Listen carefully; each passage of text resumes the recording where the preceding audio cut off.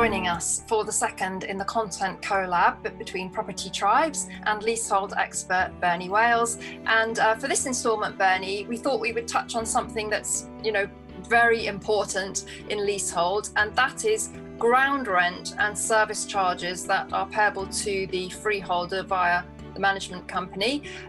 What's the difference, though, between ground rent and service charges? Well, leasehold is where you are renting a flat, sometimes a house, for an awful long period. And with any renting agreement, there is a rent to pay, so a leasehold has rent to pay. And on long leases, it's called ground rent. And that is a prescribed amount. It's written into the lease, and it's normally payable yearly or half yearly. And it's where you are it's literally the rent for occupying or having use of that flat. It is written into the lease. It may be a fixed amount. It may be reviewed. It may be in older leases, 1980s and before, you used to have 99-year leases, and the rent would be, I don't know, £50 for the first 33 years, and then it doubled for the next 33 and doubled again for the final 33. Then when we had 125-year leases coming in, which was sort of the 90s and the noughties, you used to have a rent for the first 25 years, and then that would change for the next 25 and the next 25, etc., etc. And these days, in the last 10 years, I would say, generally, inflation has been a bit different compared to the olden days. And therefore, people wanted to maintain the real value of that ground rent over the years, no matter how inflation was. And therefore, they've tended to link it to retail price index or consumer price index. And generally, that would be every 10 years or so. Some cases every 5, but that's getting a bit close, really. So ground rent is paying for use of the building, the flat or the house, to the landlord. Written in the lease, predictable, okay? Service charges, on the other hand, relate to, as the name implies, the services that are provided for the flat, for the building, for the estate. You, as a leaseholder, are responsible for maintaining the flat. So if you break the bath, the light bulb goes or whatever, that's down to you because it's your flat, only serves you. But the structure of the building and the services like rainwater pipes, drainage pipes, electrical wiring, the roof, the foundations, etc., all of those are used in common with other occupiers of the building. And there may also be services like a concierge, a caretaker, there's cleaners, gardeners, repairmen, all of those sorts of things. All of those services cost money, and generally it's paid for by the landlord, sometimes a resident management company, but it's not paid by the individual leaseholder as such. It's collectively arranged and paid for. And then all of those charges are added up at the end of the year, and each leaseholder in each flat has to pay a service charge, their proportion of the total bill for the building. And that will be, again, written in the lease as to when that is demanded.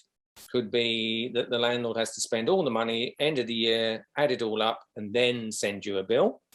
Not very often these days that way. Quite often, there is a budget at the beginning of the financial year, and you pay some interim service charges on account, maybe 6 monthly, quarterly perhaps, based on that budget.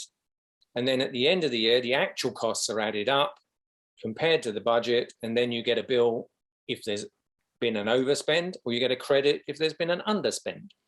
And so service charges are unpredictable to a degree. Property managers will try and predict them with a budget, but you never know when a door's going to break, a window's going to fall out, there's going to be an accident or something like that. So you cannot be precise about what the service charge will be. It depends what goes on. And therefore, from a leaseholder point of view, and particularly from a buy-to-let landlord point of view, because it affects your bottom line, you've got to look at those charges, predict what's what, keep an eye on them, and make sure you're only paying what you should pay in service charges. It's vital, because it's money coming out of your pocket, and you only want to take out what you need to take out.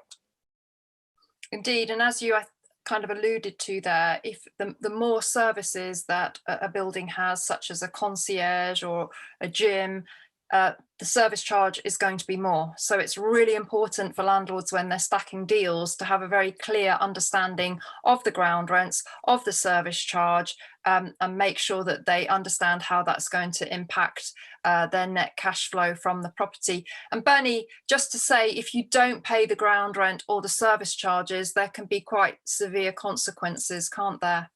There can. In the lease, it will normally say that if the rent is not paid, or if the service charge is not paid for 14 days, 21 days, or whatever, it says that in theory, the landlord can repossess that flat and just chuck you out and take that flat, and they go and sell it and then pay off the debt. You get the change after all the lawyers have added their bit in. In practice, though, that very rarely happens. There is a process that landlords have to go through, involving going to court to prove the debt in the first place, and only then, once they've proved the debt, could there be the possibility of the court giving a possession order. In terms of ground rent, the Common Hold and Leasehold Reform Act 2002 stated that ground rent has got to be at least £350 in arrears, which is probably more than 1 year, or those arrears have got to be more than 3 years old, and then the landlord can consider forfeiture. But even then, they've got to go to court in order to get a court order to get that possession. And judges hate throwing people out on the street, you know, because the Daily Mail are there taking photos and making a nice story out of it. Tenant thrown out by wicked landlord. And judges don't like that. So it's very, very difficult. I've only ever seen it twice in my 40+ years of property management where flats have been repossessed. On the other hand, service charge debts are much more common, because you're talking bigger numbers there. You're not talking hundreds of pounds per annum. You're talking generally thousands of pounds per annum on service charges, and people far more often run into difficulties in paying that. You know, particularly in recent times with the pandemic and redundancies and et cetera, people get themselves into difficulties, and then the landlord, the property management company, may well be taking legal action against them. And I would say, if you ever get into a problem with arrears, ground rent arrears, service charge arrears, or whatever, speak to the landlord, speak to the managing agent, tell them, be honest about it, tell them why you've got a problem. Most property managers are human and they have a heart, and they will try and work around the problem and reach agreement with you.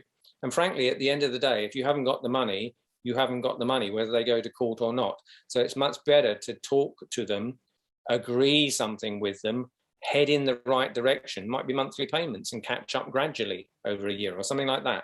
Much better to do that. It's cheaper for both sides, much more amicable. We keep the lawyers out of it, and hopefully you keep your flat and you live happily ever after. Well, great advice there from Bernie. Thank you. And this mini-series, we want to promote Bernie's mantra, and that is read the lease. So join us next time. We'll have more from Bernie as our video mini-series continues.